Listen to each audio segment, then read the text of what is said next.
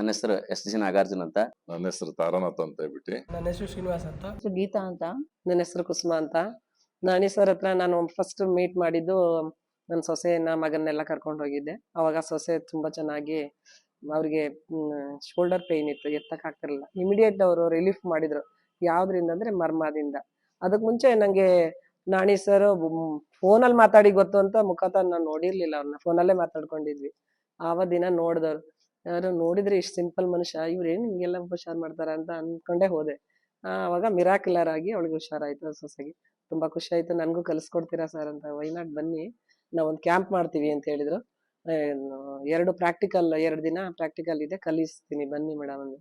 ಅವಾಗ ನಾನು, ನವೀನ್, ನಮ್ಮ ಅಫ್ಜಲ್ ಒಬ್ರಿದ್ದಾರೆ, ನಾವು 3 ಜನ ಮೈಸೂರಿಂದ ಮಾತಾಡ್ಕೊಂಡು ಹೋಗೋಣ, ನಾವು ಕಲಿಯೋಣ, ನಮ್ಮ ಕ್ಲಿನಿಕ್ ಅನ್ನ ನಾವು ಇಂಪ್ರೂವ್ ಮಾಡ್ಬೋದು. ಅದರಿಂದ ರಿಸಲ್ಟ್, ಇಮಿಡಿಯೇಟ್ ರಿಸಲ್ಟ್ ಇದೆ. ನಮ್ಮ ಕಲರ್ ಥೆರಪಿಗಿಂತ ಬೇರೆ ಥೆರಪಿಗಳಿಗಿಂತ ಇಮಿಡಿಯೇಟ್ ನಮಗೆ ರಿಲೀಫ್ ಸಿಕ್ಕರೆ ಪೇಷಂಟ್ಗಳಿಗೂ ಒಂದ್ ಸ್ವಲ್ಪ ಸಮಾಧಾನ ಆಗುತ್ತೆ, ನಮಗೂ ಅದು ಮನಸ್ಸಿಗೆ ಒಂದ್ ಸ್ವಲ್ಪ ನೆಮ್ಮದಿ ಆಗುತ್ತೆ. ಹೌದು, ನಾವು ಮಾಡ್ಲೇಬೇಕು, ಕಲಿಲೇಬೇಕಂತ ಹೇಳಿ ಹೊರಟು ಬಂದ್ವಿ. ನಾನೇ ಫಸ್ಟ್ ಪೇಷಂಟ್ ನಾಣಿ ಸರ್ ಇಲ್ಲಿ ಬಂದಾಗ ಕಲ್ಸಕ್ಕೆ. ತಲೆನೋವು ಜಾಸ್ತಿ ಇತ್ತು. ಬಂದ ತಕ್ಷಣ ನಂಗೆ ಜ್ವರ, ಫೀವರ್ ಎಲ್ಲ. ಅವ್ರು ಒಂದು ತಲೆನೋವಿಗೊಂದು ಹೇಳ್ಕೊಟ್ರು, ಥೆರಪಿ ಮಾಡ್ಸಿದ್ರು ಎಲ್ಲರ ಕೈಲೂ. ಅದನ್ನ ನಂಗೆ ಇಮಿಡಿಯೇಟ್ ತಲೆನೋವು ಶುರುವಾಗಿದ್ದು ಕಡಿಮೆ ಆಯ್ತು. ಆವಾಗ ನಾನು ಕೂತು ಕ್ಲಾಸ್ ಕೇಳಕ್ಕೆ, ಅಂದ್ರೆ ಪ್ರಾಕ್ಟಿಕಲ್ ಅವರು ಹೇಳಿದ್ದು ಒಂದು 10 ಹೇಳೋರು ಪಾಯಿಂಟ್ಸ್ ನ ಇಮಿಡಿಯೇಟ್ ನೀವು ಮಾಡಿ ಅಂತ ಹೇಳೋರು. ಆಗೇನೋ ಜೋಲಿ ಹೊಡ್ಕೊಂಡ್ ಮೇಲೆ ಹತ್ತುವಾಗ ಉಪ್ಸ ಹೊಡ್ಕೊಂಡ್ ಬರ್ತಿದ್ದೆ. ಈಗ 4 ಸರಿ 4 ಸರಿ ಇಳಿತೀನಿ ಮೇಲೆ. ಅವಾಗ ನನ್ಗೆ ಪ್ರಾಕ್ಟಿಕಲ್ಸ್ ಮೇಕ್ಸ್ ಮ್ಯಾನ್ ಪರ್ಫೆಕ್ಟ್ ಅಂತ ಒಂದು ಗಾದೆ ಇದೆ ನೋಡಿ.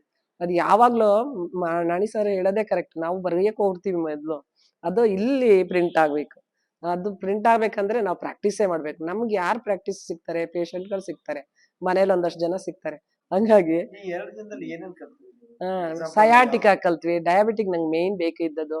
ಆಮೇಲೆ ತಲೆನೋವಿಗೆ, ಕಣ್ಣಿನ ನೋವಿಗೆ, ಮೂಗಿನ ಇದಕ್ಕೆ, ಆಮೇಲೆ ಕಿವಿ ನೋವಿಗೆ.